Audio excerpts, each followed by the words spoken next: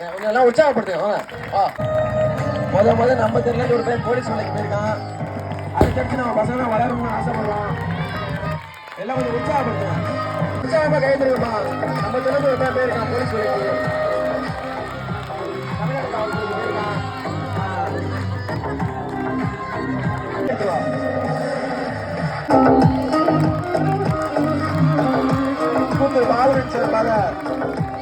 இதெல்லாம் உற்சாகப்படுத்துங்க. நம்ம தெரிந்த ஒரு பையன் போயிருக்கான்ல, எல்லாம் உற்சாகப்படுத்துங்க.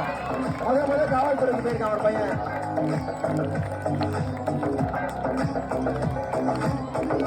நன்றி நன்றி நன்றி நன்றி நன்றி நன்றி நன்றி.